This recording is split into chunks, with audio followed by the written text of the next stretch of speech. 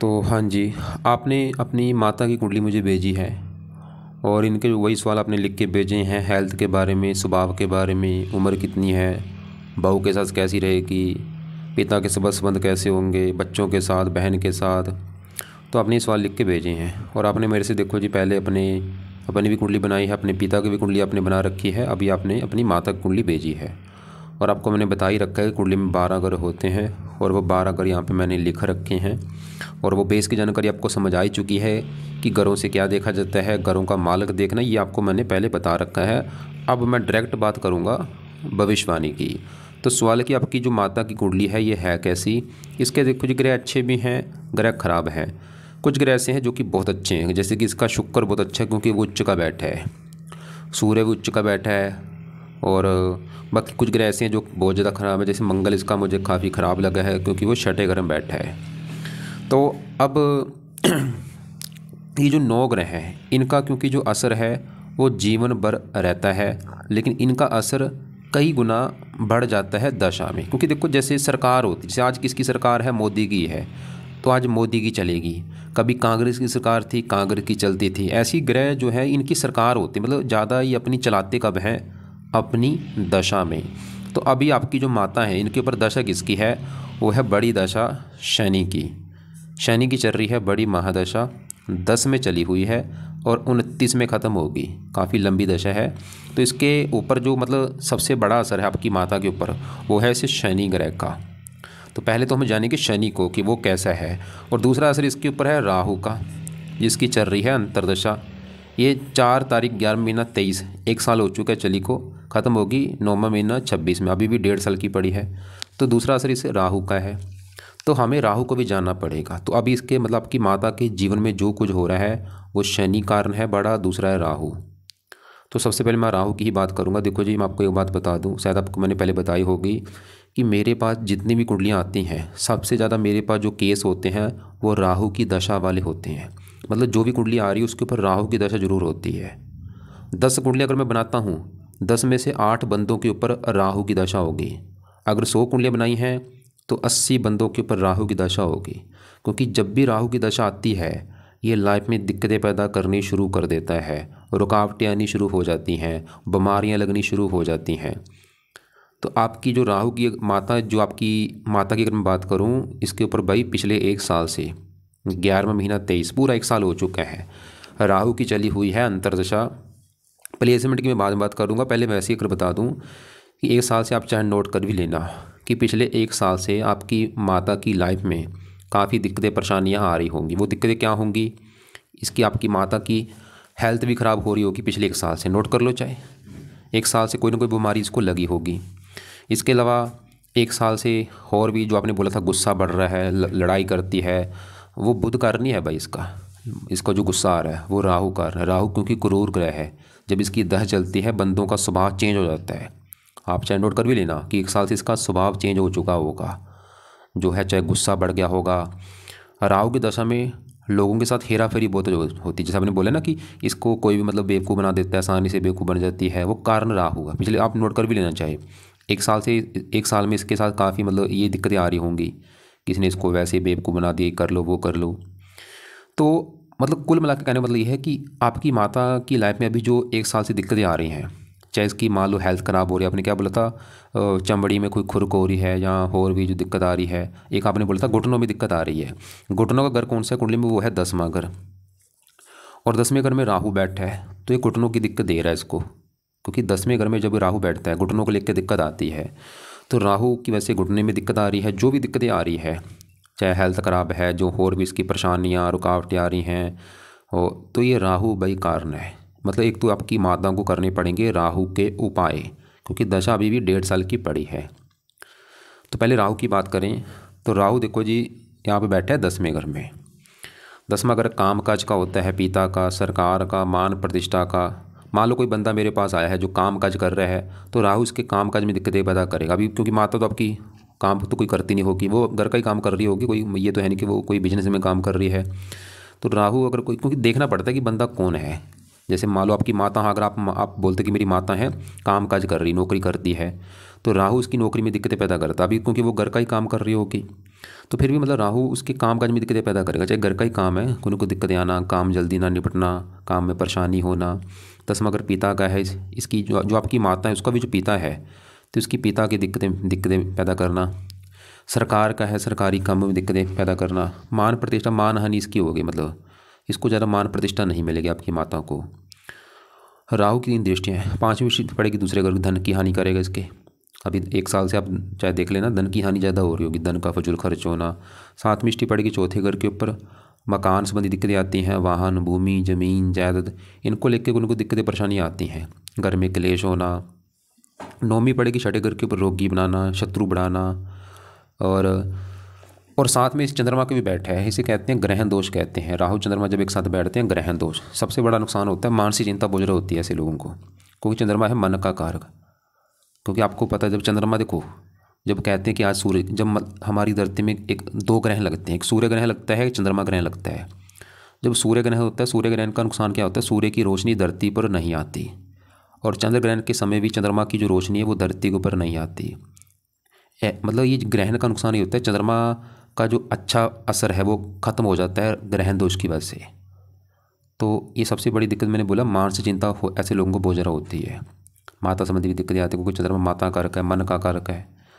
तो कुल बस आपको समझा रहा हूँ मैं, बस मतलब मेरा समझाने का मतलब ये है कि भाई आपकी माता के ऊपर राहु की दशा है, राहु के उपाय हैं बहुत ज़रूरी जब तक है राहु की दशा।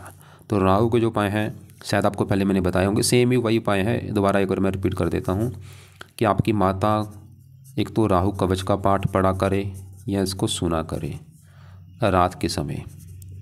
दूसरा है राहु स्रोत का पाठ।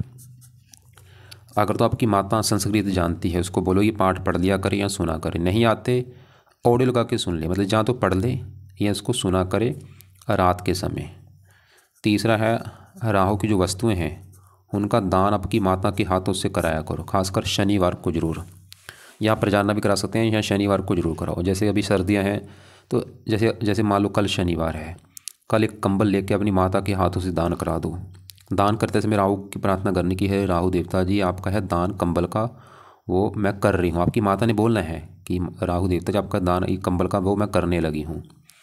या दान राहु कंबल का दान कर दे, या इसका एक और है दान सतनाजे का दान पंछियों को डाला करे। वो आपको देखो जी, वीडियो मैंने पहले भेजी है, उसमें देख लेना क्या दान है। जो दान आपकी माता कर सकती है या आपका जो बजट है वो दान कराओ इससे। तो क्या मैंने बोला, राहु कवच, राहु स्रोत के पाठ पढ़ने हैं या सुनने हैं रात के समय जब तक है ये दशा। दान करे, और वो दान की वीडियो आप देख लेना। सतनाजा वैसे दान जरूर करना है, और कंबल का भी दान करवा देना। कल शनिवार है, कल भी करा दो ना, मतलब 1-2 शनिवार करा दो आप दान। और चौथा उपाय है, राहु जो है ये है शिव जी का भक्त। तो आपकी माता शिव जी की पूजा उपासना करे, हनुमान जी की पूजा उपासना करे, और दुर्गा जी की पूजा उपासना करे। तो शिव जी के साथ आपने लिख भी रखा था कि आपकी माता शिव जी की पूजा उपासना करती है, जो कि एक अच्छी बात है। तो शिव जी की पूजा उपासना आपकी माता ने क्या करना है वो समझ लो। लोग क्या कर रहे हैं, खाली भाई शिवलिंग पर वो जल चढ़ा रहे हैं, दूरा चढ़ा रहे हैं, वही वो इतनी बड़ी बात नहीं है। शिव जी का मेन है मंत्र याप करना, वो कोई नहीं करता। तो आपकी माता को बोल दो कि शिव जी का मंत्र याप किया करे। मंत्र कौन सा है, ओम नमः शिवाय, ओम नमः शिवाय। ये माता को बोलो, सुबह के टाइम बैठ जाए या माला से करे, या वैसे 10 मिनट बैठ के आंखें बंद करके पूरी भावना से ये मंत्र जपना है शिव जी का। और शिव जी की जो कथा है, भगवान मतलब उसको कथा सुनने के लिए बोला करो। जब भी वो काम कर रही है, जब फ्री टाइम है, उसको बोलो कि अपनी भगवान की कथा सुने।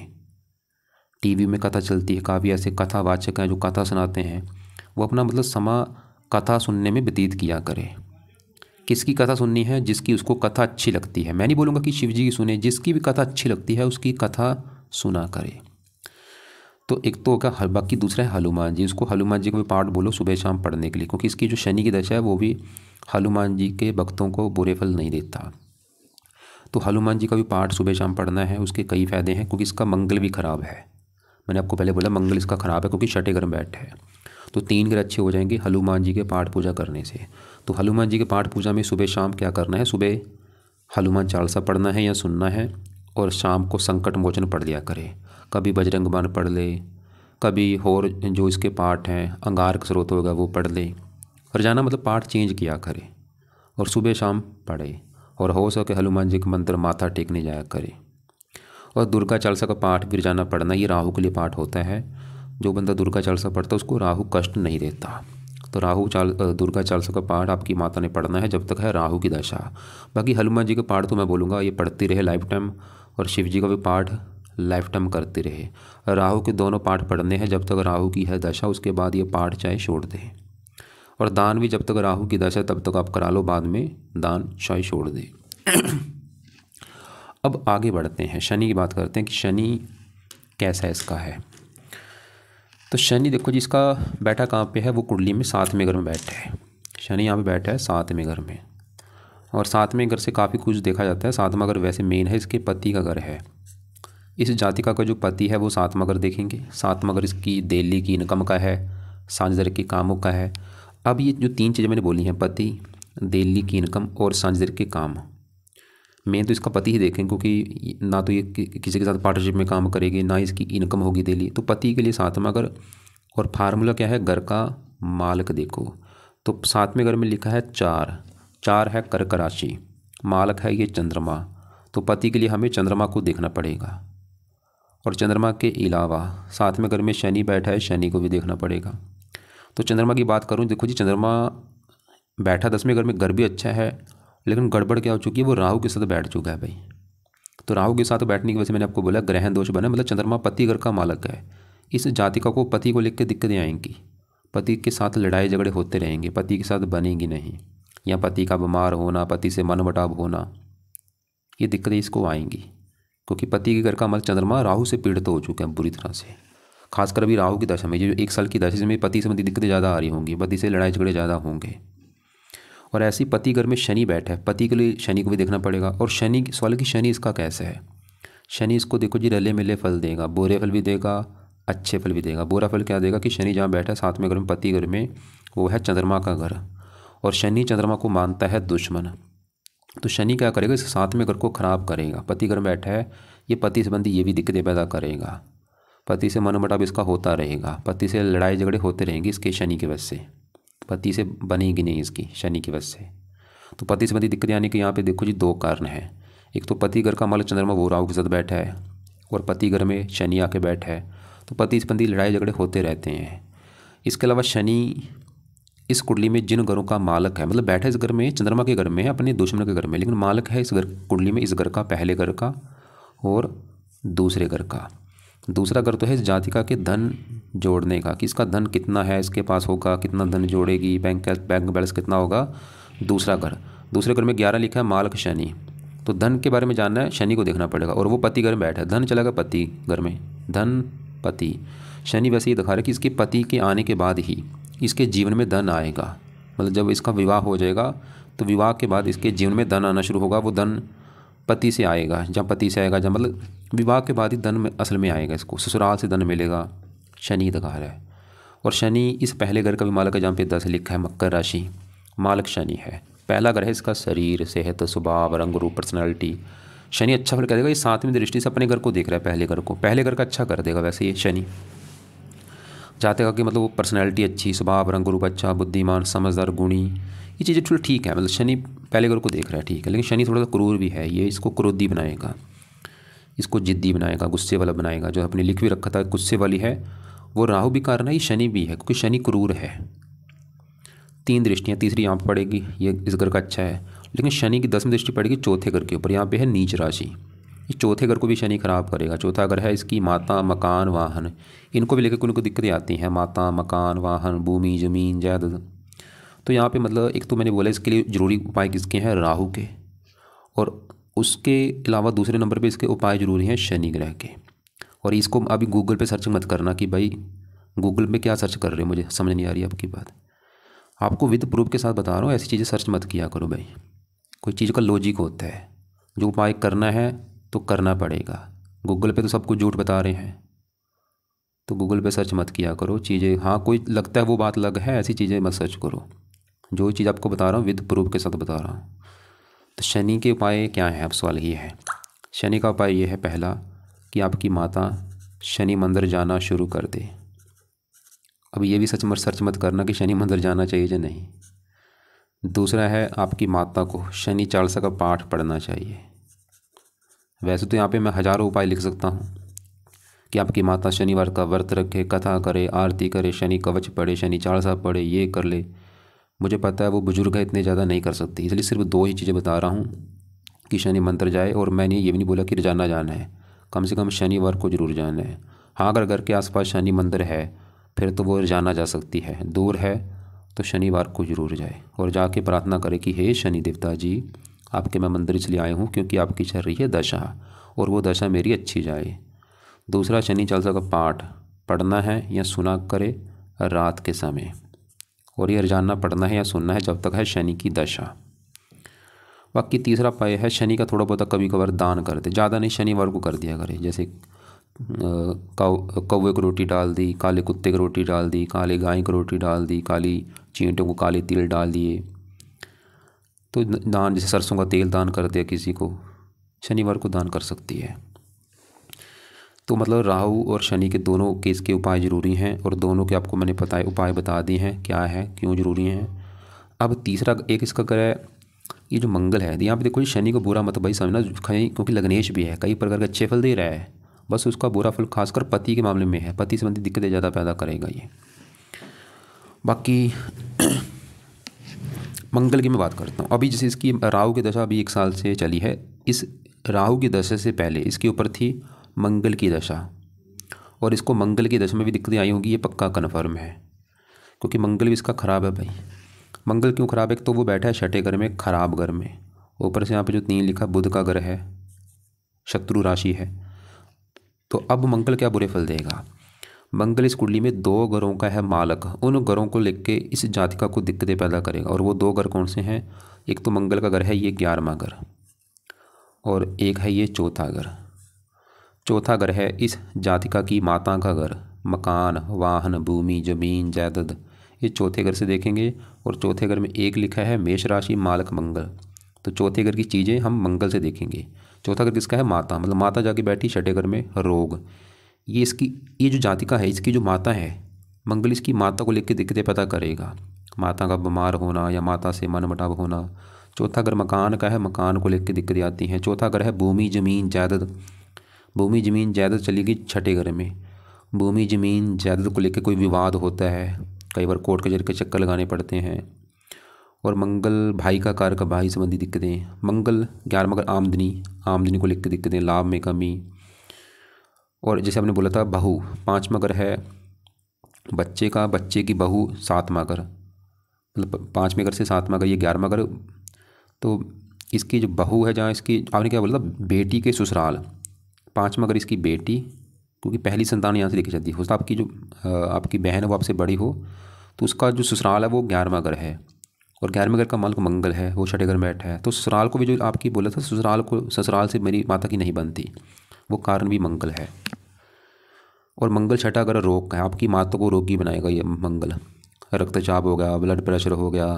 और मंगल जब छठे घर में होता है ऑपरेशन का भी योग बनाता है, 1-2 बार ऑपरेशन जीवन में जरूर होता है, क्योंकि आपने बोला था ऑपरेशन हुआ भी है। और ये आप चाहे नोट कर भी लेना, मंगल की दशा में मुझे लगता है ये हुआ होगा ऑपरेशन। ये एक्सीडेंट भी कराता है मंगल, छठे घर में एक्सीडेंट भी होता है ऐसे लोगों का 1-2 बार, मतलब मंगल का सही होना भी ज़रूरी है। बाकी अब सवाल कि मंगल के क्या उपाय हैं, तो मंगल का देखो जी, पहला उपाय है, मंगल के देवता हैं हनुमान जी। तो हनुमान जी की पूजा उपासना से मंगल अच्छा हो जाएगा। हनुमान जी के मंत्र जाना, हनुमान चालीसा पढ़ना, संकट मोचन पढ़ना, बजरंग बाण हो गया, अंगारक स्रोत होगा, मतलब रोजाना कोई ना कोई पाठ पढ़ा करे। दूसरा है मंगल कवच का पाठ पढ़ लिया करे या इसको सुना करे सुबह के टाइम। तीसरा है मंगल का दान, जो कि करना है हर मंगलवार को, लाल रंग का दान। तो 3 उपाय आपकी माता ने करने हैं मंगल के लिए, हनुमान जी का पाठ सुबह शाम, उसकी वजह से मैंने बोला था शनि राहु भी अच्छे हो जाएंगे। मंगल कवच का पाठ सुबह के टाइम पढ़ लिया करे या सुन लिया करे। बाकी अगर आपको देखो, जब तो वैसे दशा है नहीं, चाहे मंगल कवच का पाठ रहने भी दे, कोई बात नहीं, हनुमान चालीसा जरूर पढ़ना है। खासकर हनुमान चालीसा का एक पाठ है, वो हनुमान जी का एक पाठ है संकट मोचन। सुनने से लग रहा है संकट, मतलब संकट दूर करता है वो पाठ जरूर पढ़ा करे। और दान इसका किया करे हर मंगलवार को, कोई भी लाल रंग की वस्तु लेके मंगलवार को दान कर दिया करे। अब इसके देखो जी, हमने राहु चंद्रमा देख लिया, शनि देखा, मंगल देखा, अब बचे हैं इसके शुक्र सूर्य, इनकी बात करते हैं। पहले मैं शुक्र की बात करता हूँ। और शुक्र तो आपकी देखो जी माता का है बहुत अच्छा। शुक्र क्यों अच्छा है, एक तो वो बैठा है तीसरे घर में, घर भी ठीक है, और वहाँ पे जो 12 लिखा है मीन राशि में उच्च का बैठा है, और ये सबसे बड़ा कारण है अच्छा होने का कि उच्च का बैठा है, और ये इस कुंडली में योग कारक भी है। अब अच्छे फल क्या देगा शुक्र, एक तो है जिन घरों का मालक उन घरों को लेकर अच्छे फल देगा। शुक्र इस कुंडली में है, इस घर का मालक पाँचवें घर का, पाँचवा घर है इस जातिका की संतान का घर, संतान के लिए पाँचवा घर, पाँचवें घर में 2 लिखा है, 2 है, वृष राशि मालक शुक्र उच्च का बैठा है, और अपने घर से 11वें घर में बैठा है, तो इसको संतान के मामले में शुक्र अच्छे फल देगा, संतान का सुख बहुत अच्छा मिलेगा। बाकी देखो जी, जो गुरु होता है पुत्र का कारक होता है, बुध होता है बेटी का कारक है, पुत्र के लिए गुरु को भी देखा जाता है। गुरु भी चलो ठीक ठाक है, चौथा घर है, और उस घर में मित्र की राशि में बैठा है, लेकिन अस्त बैठा है वो। बुध भी अच्छा है लेकिन अस्त है, तो शुक्र संतान के लिए अच्छा है, और शुक्र तीसरे घर का अच्छा कर देगा। इसको तीसरे घर से छोटे भाई बहन देखे जाते हैं, इसका अगर कोई छोटा बहन होगी खासकर, क्योंकि शुक्र लेड्स ग्रह है, इसकी अगर छोटी बहन होगी उसका सुख अच्छा है। और शुक्र इस कुंडली में 10वें घर का भी मालक, जहाँ ये राहु चंद्रमा बैठे, 10वां घर काम काज पिता सरकार, 10वें घर में 7 लिखा है मालक शुक्र वैसे अच्छा है। अब यहाँ पे मैं फिर बोलूँगा दशा में इन ग्रहों का असर बढ़ता है। मान लो जैसे आज इसके ऊपर राहु की दशा है, तो राहु आज 10वें घर की कर रहा है हानि, लेकिन शुक्र की दशा में ये 10वें घर का अच्छा करेगा। उस समय काम काज का सुख अच्छा होगा, पिता का सुख अच्छा, सरकार का सुख अच्छा, जो कि आपको मैंने सबसे पहले ही समझा दिया, दशा में ही ग्रह ज़्यादा एक्टिवेट होते हैं। अब चौथे घर में इनकी बात करता हूँ, तो सबसे पहले मैं सूर्य की बात करूँ। सूर्य बैठा है चौथे घर में, यहाँ पे उच्च का बैठा है, ये जो 1 लिखा है मेष राशि, जो कि सूर्य की है उच्च राशि, और सूर्य है इस 8वें घर का मालक। 8वें घर में जो 5 लिखा है सिंह राशि मालक सूर्य है, तो सूर्य उच्च का बैठा 8वें घर का अच्छा कर देगा। 8वां घर उम्र का है, उम्र लंबी कर देगा। चौथे घर में उच्च का बैठा, चौथे घर का अच्छा कर देगा, मकान वाहन का सुख दे देगा इसको। और अब इसी घर में गुरु बुध केतु बैठे हैं। गुरु की बात करूं, क्योंकि मैं फिर बोलूँगा इन ग्रहों का असर भाई दशा में बढ़ जाता है। जैसे गुरु की बात करूं, गुरु है इस घर का मालक 12वें घर का, और ये तीसरे घर का मालक। 12वां घर होता है खर्च का और हानि का, और 12वें घर में नंबर 9 लिखा है धनु राशि मालक गुरु। अभी गुरु की दशा चलेगी 9वां महीना 26 के बाद, 1-2 साल की दशा होगी, उसमें गुरु का असर बढ़ेगा। 12वां घर खर्चा हानि, तो खर्चा कहाँ चला गया चौथे घर में, हानि चौथे घर में। वैसे गुरु यहाँ पे चौथे घर में गुरु की मंगल की राशि में बैठे मित्र राशि, तो चौथे घर के ऊपर इसका खर्चा भी होगा, क्योंकि मित्र की राशि है, मतलब खर्च फजूल का खर्चा नहीं होगा। मतलब चौथा घर है मकान वाहन, तो मकान वाहन के ऊपर खर्चा हो सकता है इसका गुरु की दशा में, मकान बनाने के ऊपर लगा लो, वाहन लेना नया कोई वाहन लेना, उसके ऊपर खर्चा हो सकता है। तीसरे घर का मालक है, 3 दृष्टियाँ, 5 में ये भी 8वें घर को देख रहा है, 8वें घर का अच्छा कर देगा, क्योंकि इसकी दृष्टि बहुत अच्छी होती है। मतलब गुरु सामान्य मात्रा में ठीक ठाक है। बस दिक्कत क्या आ रही है, ये मुझे अस्त लगा है, और इसमें इसका रत्न भी धारण नहीं होता, क्योंकि ये मार्किश भी है। तो गुरु मतलब सामान्य मात्रा में ठीक फल देगा, बस तो चौथे घर के ऊपर खर्चा बढ़ाएगा इसका। अब इसी घर में बुध बैठा, बुध है इस घर का मालक 9वें घर का। 9वें घर से भाग्य देखा जाता है, भाग्य देखना है 9वां घर। 9वें घर में 6 लिखा है कन्या राशि मालक बुध, तो भाग्यश बुध है, और बुध इस कुंडली में है योग कारक। चौथे घर में बैठा, वैसे तो मंगल की राशि शत्रु राशि, लेकिन बुध है योग कारक, तो बुध भाग्यश चौथे घर में। भाग्यवंशी चौथे घर का सुख मिल जाएगा, मकान वाहन का सुख मिलेगा भाग्य की बदौलत, और भी चीज़ें देगा बुध। यहाँ पे केतु बैठा है, ये थोड़ा सा अपनी दशा में, चौथा घर माता का केतु इसकी माता को बीमार करेगा अपनी दशा में, मकान को लेकर दिक्कतें पैदा करेगा अपनी दशा में, वाहन से एक्सीडेंट होना या वाहन चोरी हो जाना अपनी दशा में। फिर बोलूँगा दशा में इन ग्रहों का असर कम ज़्यादा हो जाता है। तो अभी क्योंकि दूसरे ग्रहों को हमने ज़्यादा नहीं देखना, हमने देखना जिसकी है दशा। दशा है शनि की बड़ी, दशा भी काफ़ी लंबी है, तो शनि के पाठ पूजा जो मैंने बताया वो करें, राहु के उपाय करें। और अगर इसको व्रत रखना आता है कि मैं किसका व्रत रखूं, तो मैं बोलूँगा शनि देवता का व्रत रखा करो। शनि देवता का व्रत रख लो, हर शनिवार को कथा सुन लो, आरती कर लो। काले कपड़े कम यूज़ करे आपकी माता, नीले कपड़े कम यूज़ करे। तो टोटल अगर देखा जाए कुंडली में, मतलब क्योंकि दशा के हिसाब से अभी देखो जी शनि की दशा की खत्म होगी 29 में, उसके बाद चलेगी बुध की दशा, और बुध भाग्यश है, तो बुध की दशा तकरीबन मतलब ठीक ठाक जाएगी, सामान्य मात्रा में अच्छी जाएगी। और फिर भी बुध के उपाय उस समय करने हैं ताकि वो दशा और अच्छी जाए। बाकी अभी कुंडली के हिसाब से जो उपाय है वो एक तो राहु के मैंने हैं जो भी लिख दिए हैं, शनि के उपाय हैं, और बाकी मंगल के में जो मैंने उपाय लिखे हैं वो करवाएं आप इससे। और बाकी केतु के उपाय नहीं करने, बुध के उपाय अभी नहीं करने, वो दशा में करने जब चलेगी 2029 के बाद। सूर्य के उपाय नहीं करने, शुक्र बहुत अच्छा है उसके उपाय बिल्कुल नहीं करने। गुरु के पाठ अभी कर सकती है जब गुरु की दशा अभी 1.5 साल के बाद चलेगी छोटी, चेक कर भी ले ना भी करे कोई दिक्कत नहीं। चंद्रमा के देवता हैं शिव जी, तो शिव जी की पूजा उपासना से जो दोष बना है चंद्र ग्रहण दोष वो खत्म होगा, और चंद्रमा अच्छा हो गया तो पति से लड़ाई झगड़े नहीं होंगे, मानसिक चिंता नहीं होगी। तो दोबारा एक बार रिपीट कर दूँ क्या क्या मैंने बोला है कि रात के समय आपकी जब माता बैठेगी सबसे पहले तो वो शनि चालीसा पढ़ ले या सुन ले। उसी समय राहु कवच राहु स्रोत दोनों पाठ पढ़ने हैं या सुनने हैं। और बाकी सुबह के टाइम हनुमान जी के पाठ पढ़ ले और शिव जी का पाठ पढ़ ले और दुर्गा चालीसा पढ़ ले। और दान, राहु का दान तो कोशिश करे रोजाना आप इससे कराओ, शनि का दान शनिवार को करा दिया करो। और बाकी एक बार आपका जो आपने लिख के भेजा मैं देख लेता हूँ। आपने बोला था ये मक्षर महीने में लक्ष्मी माता की पूजा, ठीक है। गुरुवार का उपवास माता जी के, गुरुवार तो इतना ज़रूरी नहीं, शनिवार का रख लिया करे देखो जी, क्योंकि भाई शनि का असर है भाई, शनि के उपास शनि के व्रत रखाया करो इससे। महादेव की पूजा करती ठीक है वो तो ज़रूरी है। शिव जी का मंत्र मैंने बोला वो ज़रूर कराओ, ओम नमः शिवाय। और आपको मैंने बोला था कथा सुना करे भगवान की, जिसकी इसको कथा अच्छी लगती है आप खुद उसको मोबाइल में कथा लगा के दे दो कि ये माता आप कथा सुन लो, इसको खुद लगा के दो, कथा सुना करेगी कथा, जितनी कथा सुनेगी उतना इसको फ़ायदा होगा। विष्णु भगवान वैसे राहु का शत्रु है, क्योंकि राहु का सर विष्णु ने काटा था, तो राहु के पाठ के साथ विष्णु का पाठ मत पढ़िए। विष्णु का जो पाठ है सुबह पढ़ना है, रात को मत पढ़े। राहु के पाठ रात को पढ़ ले, विष्णु का पाठ सुबह पढ़ सकती है।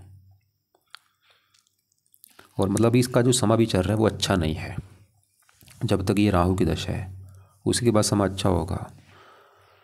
बाकी आपका सवाल कि जो आने वाली बहू है उसके साथ बनेगी कि नहीं, वो देखो जी उसकी कुंडली भी देख के डिसाइड होगा कि उसकी कुंडली में 8 मगर कैसा, 8 मगर उसके ससुराल का होगा, और उसका लड़की का 10वां घर सास का होगा। उसकी 10वें घर में देखना पड़ेगा कौन सा ग्रह बैठा है।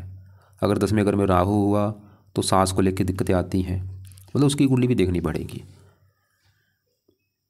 बाकी फिर भी आपको लग रहा है कि कोई बात आपने पूछनी है, कॉल करके पूछ लेना। तो फिलहाल जो मेरे हिसाब से मुझे जो दिखा है कि यही है कि बस इसको शनि के उपाय ज़रूरी हैं और राहु के। मंगल के भी जो पाठ पूजा अभी आप रुक जाओ, शनि राहु के बहुत ज़रूरी हैं।